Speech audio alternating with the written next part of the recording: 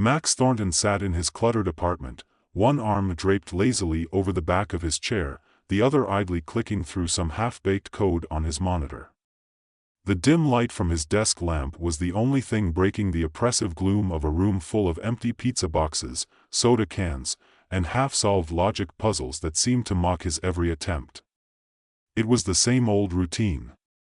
He'd wake up, fire up his computer, and drift in and out of various online games or programming projects.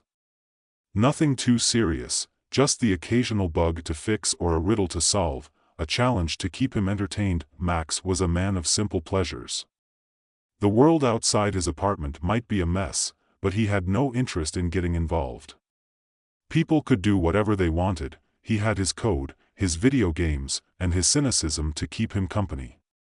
Life was easier when you didn't care too much, but then, everything changed. It started with an innocuous ping, a notification that popped up on his screen while he was in the middle of debugging a particularly stubborn piece of code.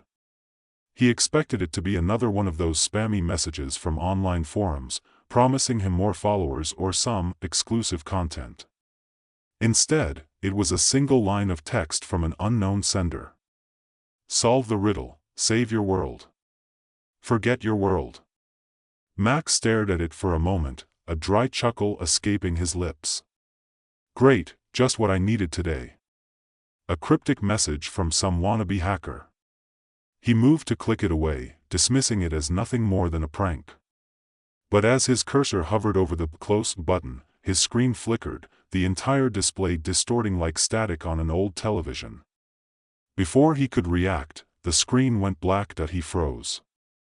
A new image appeared in the center of the screen, a giant, ancient stone structure, covered in strange glyphs that seemed to pulse and shift. The image was hyper-realistic, as though it was directly in front of him. He leaned closer, his heart rate increasing with a strange, gnawing curiosity. The message was gone now, replaced with a new one. Enter the ruins. The answers lie within. Max blinked, feeling the cool grip of something beyond his understanding take hold. This wasn't just some joke. Something about it felt different. It was real. And then the most bizarre thing happened. Without him clicking or even typing anything, his surroundings began to change. His physical space melted away, replaced by the surreal, cavernous walls of the ruins from the screen. Max gasped, standing up from his chair and looking around. He wasn't in his apartment anymore. He was standing in the middle of what could only be described as an ancient city. Massive stone structures surrounded him, covered in strange runes and flickering holograms that seemed to be both tangible and ghostly at the same time. The air was thick with an odd, metallic scent. Max turned in a circle, his mind racing to process what was happening. Before he could make sense of it, a voice, soft and distorted, echoed in his mind. Welcome, Max Thornton. You are here because you have been chosen. Solve the riddle, save the world. Fail, and everything you know will disappear. Max's heart pounded in his chest, and a cold sweat broke out on his forehead. What the hell is going on? He yelled, his voice bouncing off the towering walls around him. No response. He ran his fingers through his hair, trying to steady his breath. This had to be some sort of simulation. Maybe an incredibly advanced VR game. But it felt so real. His senses were overwhelmed. He could feel the ground beneath his feet, hear the distant hum of something mechanical in the walls. The heat of his own breath, the weight of his limbs, the way his heart raced. All of it felt too vivid to be just a game. Suddenly, a large stone slab in front of him began to move. Slowly, with a grinding sound, it revealed a wall covered in intricate markings. A riddle, etched into the stone, shimmered into view. It was like no puzzle Max had ever seen before. I have cities, but no houses. I have forests, but no trees. I have rivers, but no water. What am I? Max blinked at the riddle, trying to process its meaning. It was simple enough, or so it seemed. A map. Of course. A map had cities, forests, and rivers, but none of those things were tangible in themselves. Is this really happening? Max whispered to himself, shaking his head. This couldn't be real. It just couldn't, yet everything around him screamed otherwise. That he reached out to touch the wall, his fingers brushing against the cold stone. As he did, a surge of energy shot through him, making his head spin. A strange sensation washed over him, like his thoughts were blurring, slipping through his fingers like sand. For a moment, he couldn't remember why he was even standing here, let alone how to solve the riddle. A deep, cold voice reverberated through the space, snapping him back to attention. Solve it. The future depends on your answer. Max swallowed hard, forcing himself to focus. This was his moment. He had to figure it out. He stood still for a second, letting the words sink in. Cities, forests, rivers. His mind clicked into gear. A map, he muttered under his breath. The answer seemed obvious now. With a growing sense of urgency, he spoke aloud. It's a map. The moment the words left his lips, the stone wall shimmered, and the riddle vanished. But something strange happened next. The ground beneath Max's feet trembled, and his vision blurred. He staggered backward, disoriented. When the world came back into focus, he realized something was different. The air around him felt emptier. Fainter. As though something had been taken from him. He reached up, rubbing his temples, trying to steady his thoughts. He was forgetting something. Something important. But he couldn't remember what it was. His mind raced, trying to hold on to whatever was slipping away. And then he heard the voice again, now softer, almost mournful. One puzzle solved. One memory lost. Max's stomach turned. What the hell does that mean? He asked aloud, but no answer came. He felt cold now, colder than before, like the warmth that had once defined him was slowly being drained away. Suddenly, the ancient city around him shifted, and a new puzzle appeared in front of him. There was no going back now. If he wanted to leave, if he wanted to find a way out of this nightmare, he would have to solve more riddles. But every time he did, a piece of himself would disappear. Max staggered back from the puzzle, blinking rapidly, trying to shake off the disorienting sensation that still gripped his head. The walls around him were now pulsing, the glyphs that had once been static were slowly shifting, glowing with an eerie light. There was a hum in the air, something mechanical and otherworldly, and it was growing louder, more intense. His chest tightened, and he could feel the familiar weight of panic creeping in. What the hell is going on? The voice of the architect answered him, its tone soothing, almost kind. You are here because you were chosen, Max. You must solve the puzzles. For the sake of your world, and the future. Yeah. Well, that's great, but what the hell does this have to do with me? Max shouted. His mind was already racing, trying to process the strange world he was in. He couldn't even remember why he had thought this was a game at first. This wasn't a game. This was real. This place, the ruins, the riddle, the voice in his head, it was all connected to something far beyond his understanding. And if he didn't solve this, if he didn't get out of here, he had no idea what might happen next. A shift in the air, a soft whirring sound, and the walls surrounding him shifted. A new puzzle materialized, this one much more intricate than the last. He could see the faint outline of a code, carved deep into the stone in strange, alien characters. The symbols didn't make sense at first, but there was something about them, a rhythm to the way they moved across the wall. Max's hands twitched. It was instinctive, his mind already at work, trying to decipher the code, but then something pulled at him, an itch at the back of his skull, a whisper of something lost. He blinked again, trying to push it away. Solve this, Max. The fate of your world depends on it. Max took a deep breath, focusing his attention on the puzzle before him. He knew that this was only the beginning, that solving this riddle would come with consequences, he could feel it in his bones. But there was something else, something he couldn't ignore. The more he thought about the riddle, the more disconnected he felt from himself. It was as if with every step he took deeper into the puzzle, his sense of identity was slipping, like sand running through his fingers. A familiar name surfaced in his thoughts, Lucy. He couldn't quite place her face, couldn't quite remember the details, but the name was there, like a shadow haunting the edges of his mind. Was she someone he knew? A friend? The thought lingered for only a second, but it felt like a whole lifetime lost in that fleeting instant.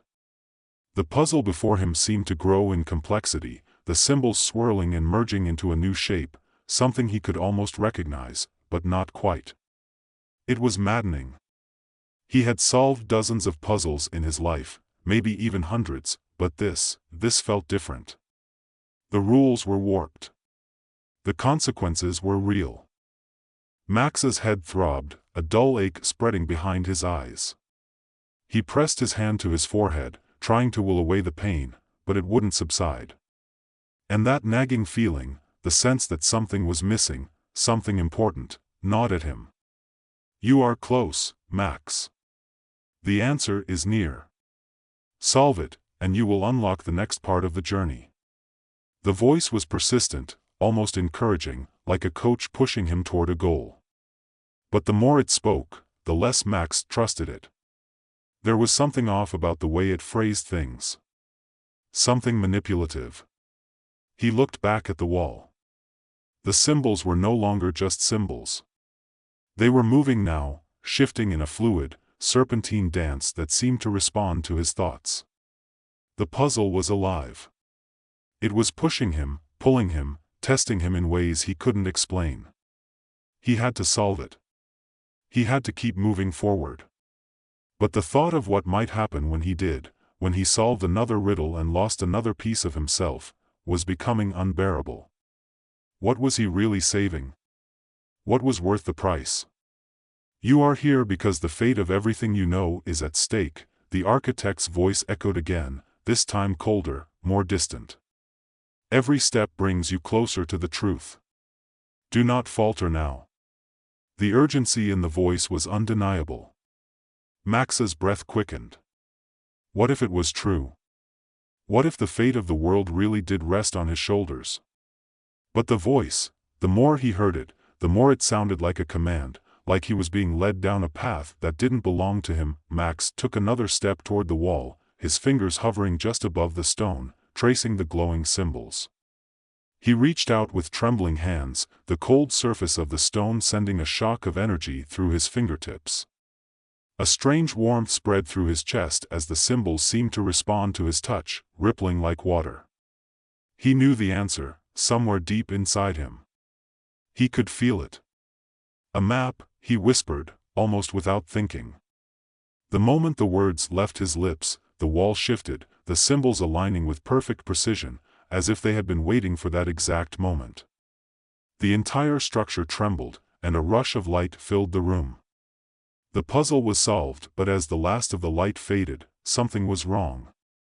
Max stumbled back, the floor beneath him shifting. His head spun as memories, fragments, flashes of faces and places, slipped away, as if they were being erased from his mind. He felt it then, the hollowing sensation, like part of his soul was being drained. The ache in his chest grew stronger.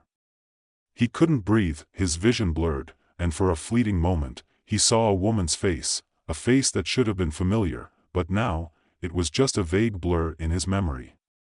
She was smiling, reaching out to him, but Max couldn't place her name. Who was she? His chest tightened as the realization hit him. He had forgotten something, someone, something important. Was it Lucy? One puzzle solved. One memory lost. The voice, soft and insistent, resonated in his mind once again. Max wanted to scream, wanted to rage against the unfairness of it all. But he had no energy left. His body felt heavier, his thoughts cloudier. With shaky hands, he looked around. The walls seemed to close in on him, the shifting glyphs now swirling with an unsettling rhythm. He had to solve more puzzles. He knew that now. He had no choice. The door ahead of him creaked open, a new riddle appearing before him. The world seemed to distort around him as his memories continued to fade. Max didn't know who he was anymore. Was he the man who loved coding, the man who cared about making things work, the man who had friends and family? Or was he just the shell of a person, a mind that existed to solve puzzles, to follow the commands of a faceless voice? Max swallowed hard, pushing the doubt aside. There was no time to waste. He had to keep going, keep solving. If he didn't, he wouldn't even recognize himself anymore. Solve it, Max. The answers are within reach. The voice beckoned again, and Max stepped forward, ready to face whatever came next. But in the back of his mind, a single question lingered: was this really worth it? Max stepped through the newly revealed doorway, his mind racing, still trying to piece together the fragments of himself that seemed to be slipping through his fingers with every passing second. The room ahead was vast, but different. This one felt colder, more sterile, as though it was deliberately designed to unsettle him. The walls were smooth, devoid of the ancient carvings and shifting glyphs. Instead, they were lined with panels, strange screens flickering in and out of existence, like a series of broken televisions struggling to maintain a signal. His body felt heavy, like the weight of his own skin had doubled, but his legs moved on their own, each step pulling him forward into the heart of the unknown. Somewhere deep inside, a part of him, maybe the last part of him that still remembered who he was, wanted to turn around, to escape. But the voice, so persistent and cold, echoed in his mind, drowning out any thoughts of retreat. The next riddle awaits. You must proceed. Max clenched his fists at his sides, trying to steady himself. His breathing was shallow, and he could feel his pulse pounding in his ears, the beat of his own heart a constant reminder of how much he was losing. How much he had already lost. The next puzzle appeared before him, displayed on one of the flickering screens. It was a set of numbers, random and jumbled together like an equation that made no sense. Max's instincts kicked in, and he took a deep breath, focusing on the puzzle, trying to push aside the gnawing feeling in his chest. It wasn't a code.